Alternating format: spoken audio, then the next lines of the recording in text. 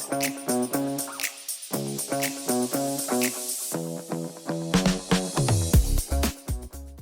everyone, welcome back to Made for Connection. We're back out at a nice local hangout spot.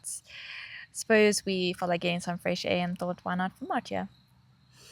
Yeah, we're gonna probably go for a run after this and jump in the water. That's the plan.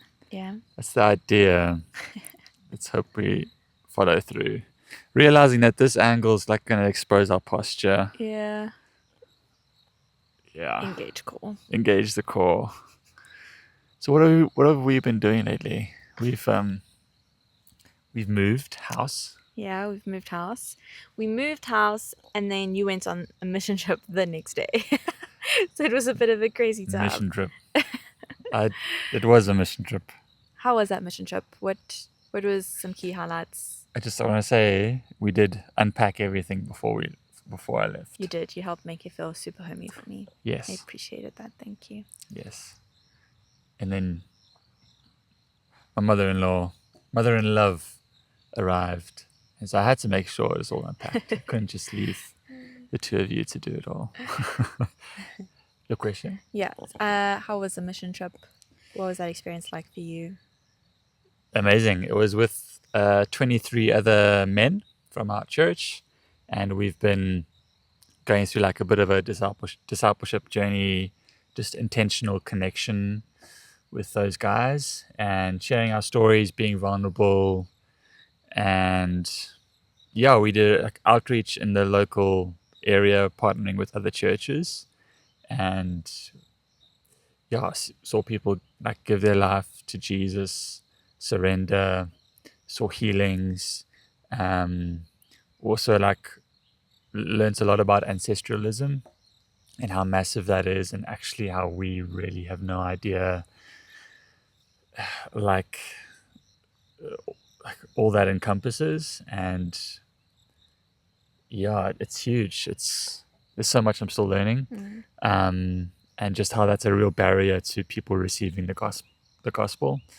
And so, yeah, needing to educate ourselves and being equipped to ask good questions, and yeah, explaining where a bit of the confusion, I guess, comes in. Yeah. And I think it was also really cool just to get away with some guys.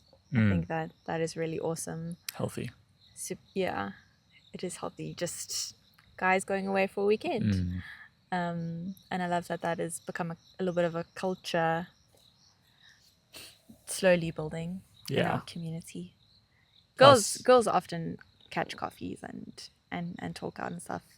But I suppose for guys, is it a little harder to get together and do stuff like that, do you think? Yeah, I think so. I don't think busyness is the problem. I think what we value is the problem. We've spoken about that, and so whatever you value, you'll become busy doing that. And just the importance of like discipleship but like also like being vulnerable. Like I think men do struggle to open up and go to those places, and there are a lot of barriers there. And so like that takes time, and yeah, I'm on a journey of that as well. Yeah. Amazing. It's been really cool watching you on that journey and cultivating and getting guys around you and developing real, like, I want to say boyish friendship. Like you're Boyish just friendship. what I mean, Bromance. yeah, like Bromances. when you guys get together, you're just being boys. Like you play with each other. And I mean, I dropped you off for the mission trip, and you guys were all playing ball, like Playing ball. you were throwing the ball. Playing ball. You were just playing. Yeah, and I think that's cool to bring fun. out the playfulness in guys, because I think there's just I think a societal narrative that puts a lot of pressure on men, especially once they become married. I think that there's this heaviness that can kind of rest, and just to get out and have guy friends and play, I think is healthy and awesome. Yeah. Yeah, it is fun. I think men need a good wrestle every now and then. Yeah. With other men. Maybe it's just me and my physical touch needs, but I think it's guys want to like rough and tough, play rugby. Like they want to be rough and tough. I think that's healthy. Yeah. Awesome. What else have we been doing? Getting our house sorted, work, gearing up for I think a bit of a break in December, maybe. Yeah, Hopefully. totally. We haven't had a holiday this year. I think that will be good. The perks of freelance is we can go on holiday, but you always gotta be on your phone. Yeah. So pros and cons, eh? Yeah. So definitely setting up for a good holiday, where we can also be playful, just the two of us and with friends. Yeah, fun adventure. That's good. So what was the topic for today? Well, we're going to be chatting a little bit about purpose, which I think is a massive topic, especially for young people in their early 20s. It's like suddenly you have to have it all figured out, and you need to figure out what is your career, like what are you going to do in your life. And early 20s, like, great. So I've got it all figured out. And I'm 32. no, well, I mean, I'm not in my early 20s anymore either, but whoa. I just think that the pressure really starts from once you're like 18. The pressure really starts on terms of figuring out your purpose. Yeah. And so, let's maybe chat a little about perspectives on that. I feel like in even thinking about this, my perspective on purpose changed a little bit, just reading some scriptures. I think that we box purpose in, and we view it through a very, like, when I say natural framework, I'm talking about in the flesh, in the spirit, in the day-to-day life of things, this very natural, as opposed to maybe a more eternal perspective. Cool. And so society says that purpose is knowing job, career, having certain milestones that you're meeting by certain ages. It's opening up a conversation with what do you do? And if you can answer that, it's like you've got your purpose sorted out. Yeah. Very, very natural and of this world lens. Nice.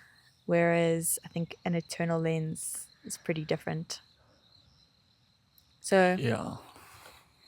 So what is the eternal, like, why should that be, are you saying like that should be the driving factor? the eternal. Yeah. Yeah. Why? Because I think that things in the natural are always shifting and changing. Nothing lasts forever here. Ecclesiastes is a great book to read to get some good perspective of that. And so I think that if we rely on that for our purpose, we're constantly going to be in the tension of never finding our purpose, potentially feeling like we're always failing at a purpose because there's always going to be someone better than you at something, always going to be someone a little worse than you at something.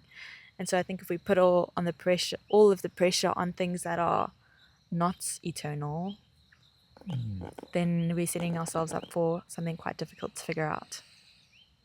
I think I think our eschatology. Explain what that word means, because when I first heard that word, I didn't actually know what it means. Yeah, I'm just using this word because I've really learned it last week. I think our eschatology really impacts what we get busy doing. I could probably say that in a better way, but what is eschatology? So like end times theology, like end times, what are we doing when we die? Because like there is like a narrative from like cartoons. Cartoons have painted a picture that when we die, we're gonna go and just float on a cloud and play a harp, like with like little baby angels, which is just fictional. Like it's made up. Like, and I believe we're gonna be working in heaven. Yeah. But it's not gonna be through the lens of the curse. It's gonna be through the lens of like there's no there's no striving, there's no sin, there's no fear of lack, and so there's none of that's going to be impacting our work. This bench is squeaky, sorry. um, and so I think when we understand that there is a kingdom way of work, that probably changes or helps give us vision for what our work looks like now and our purpose looks like now.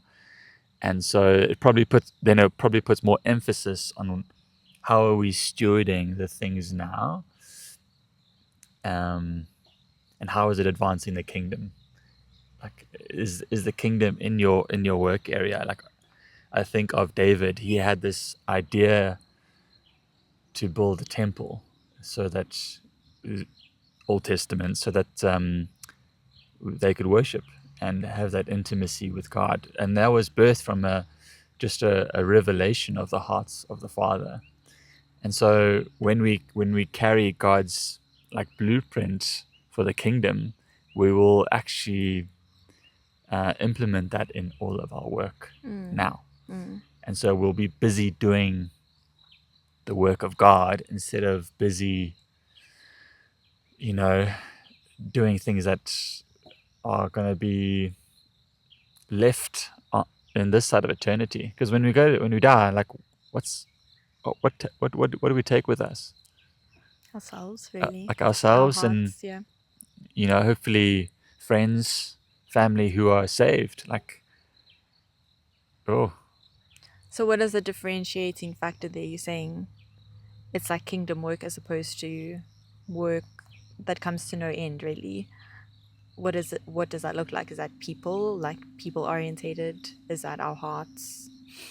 I think you could have a chef that creates incredible food that glorifies God, and gives like opens a window to have a glimpse of the glory of God. Or like even a school teacher that just models the heart of the Father. Um, yeah, I think it all needs to be pointing towards God, and there will be fruit. Yeah. There will be signs. It will be tangible. There will be revival. There will be freedom. There will be restoration. There'll be peace, righteousness, and joy, because it's for God and Yeah. from God. So, well, what you're saying kind of makes me think of Micah 6, verse 8. And it says, He has shown you, O mortal, what is good. And what does the Lord require of you? To act justly, to love mercy, and walk humbly with your God. And so it's sort of speaking about like what is good to do. It's like it's really a heart posture and your relationship with God and how that manifests into all areas of your life. And that just, when you are speaking, I'm thinking, that's making me think of that. Like, it's really about who are you becoming for the people around you, and how is that glorifying God, more than I'm a teacher or I'm a chef. Where I think we get it confused. It's like, first, am I a teacher or am I a chef? Because it's all waiting on that decision. And then secondly, like who you're becoming. Yeah. Almost. Whereas it's actually the other way around is sort of what I'm hearing you say. Yeah, I think it's similar to this, like Second Corinthians 6 verse 18, and Paul's writing here. He said, "I will be a father to you, and you shall be sons and daughters to me," says the Lord Almighty. And like that's a beautiful promise that he's probably referring to an Old Testament scripture there. Sorry, I don't have it here, but like that's a promise from God, from the Lord Almighty, saying, "I will be a father to you, and you shall be sons and daughters." And is that what you're saying? Like the highest calling that we'll ever have is to be a son or a daughter. Yeah. And when we get that wrong, we put these other things first, then we stop building for the kingdom, and we start actually building for my own kingdom and my own purpose. And yeah, I think like a part of me is going like, oh, that's so basic, but like we can never graduate. Like we can never leave that place. No, yeah. Because like then we go 1 degree off, and then in 5 years' time we're 20 degrees off, and we're compromising, and like small little compromises, and it's fundamental that like the highest calling that I could have is to be a son. And even when we have kids, like I'll still be a son to God. Like I'm still his little boy. Yes, grown man, but man, he's God Almighty, and I get to call him Father, and he gets to teach me his ways. Yeah, I love that. And I love the basics and just reminding ourselves that we never graduate from that. Like, we tend to overcomplicate things. And if we can go back to the basics and really just continue to Yeah. do those well, I think it would be quite life-changing. Yeah. I think something that really helps, like with this topic of purpose, is the prophetic, and like receiving prophetic words, specifically like directional words. Like there've been not more than 4 directional words, maybe 3, that like for me that have shaped like decisions, have shaped periods of my life. And when that word comes, like there's like a grace, there's like an ability to step into something that I couldn't do on my own. And learning how to steward prophetic words is huge. And I wish I learned this earlier. Like, because often we can get a prophetic word. I don't know what it's like for you, but like you can get a prophetic word, and we're like, oh, cool, God's going to fulfill it. And it's like we've got to steward the prophetic word. We've actually got to apply faith, take hold of, and position ourselves for that prophetic word to unfold. So, for an example, like if I'm called to be a doctor, which I'm not, thankfully, like a good thing to do would to go and study medicine, 7 years plus. Like those are good practical steps to outwork the prophetic word. We can't just sit back and go, "Oh, cool! I hope that happens." We've got to apply some action to it. Yeah, that's good. We're co-ruling with God, and so in all that we do with Him, there is this partnership that's co-ruling, and yeah, that's something that I think that we don't fully grasp all the time. Yeah, very helpful. What are some things you've learned about like learning to step into into purpose? I think that, well, it's that thing that I've been speaking about, that I think it's less about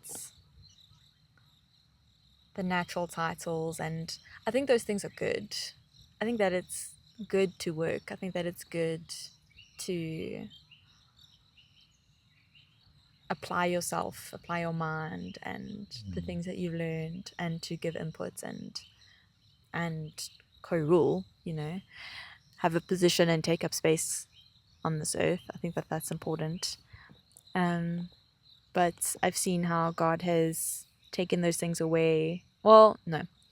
I've seen how, not that He's taken it away, I've seen how in space and due to circumstances that those things have not necessarily been at the forefront of my life, that God has used that space to reposition my heart to first become a daughter and understand that that is a place that I get my value and my identity and purpose from, and not the other things. So yeah, I don't believe that he took things away from me. But I've been in spaces and places where I haven't had work and I haven't had those natural things that we get so much identity and purpose from. And when God used that space to to shift my priorities and understand where I'm truly getting those things from, it brings this rest and this steadfastness that I've never had before, because I was reliant on non-eternal things that will always change. Yeah. And it really takes the pressure off, because all I need to do is be a daughter to have purpose, this deep purpose. And that's a journey. Like, that's taken me years. It's still taking me years. I'm not fully there. Same. But yeah. No, I love that, because I mean, I've seen it twice. Yeah. 3 times maybe. Yeah. Where, like, in a shift of season, like, work was slow, and it's not that you didn't want to work. Probably the opposite. Like, you wanted to probably be too busy, and just seeing you yield to what God was teaching you and showing you, and learning all of that stuff. Because you do work hard. Like, we value that. We think that's important. But yeah, I think it really, when there's stillness, it really does expose what's in the heart, and I think in the mind as well, because you're kind of forced to, like, listen to the thoughts that are there. And yeah, it's been beautiful seeing you just surrender that to God. Thanks. I think we've reached time. Have we? Yeah. I think there's still more. I think we can do another episode, but I just had this thought driving here. Like, I think, and we can unpack this in the next one. So a little teaser for the next episode. But I think, I don't know how, so I need to do some research. But I think if you want to know what your purpose is, or where you're putting a lot of your time, like, look at where you're spending most of your money. I think the Bible speaks so much about fear.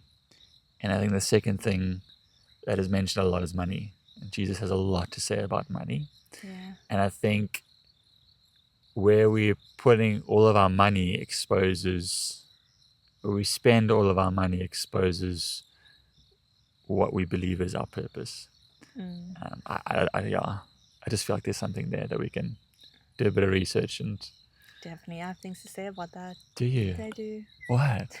Not now. Yeah, I'll keep it for next week. Really? Yeah. Interesting. I've been thinking about that. Cool, we'll do some research. Love you guys. Bye. See ya. Bye.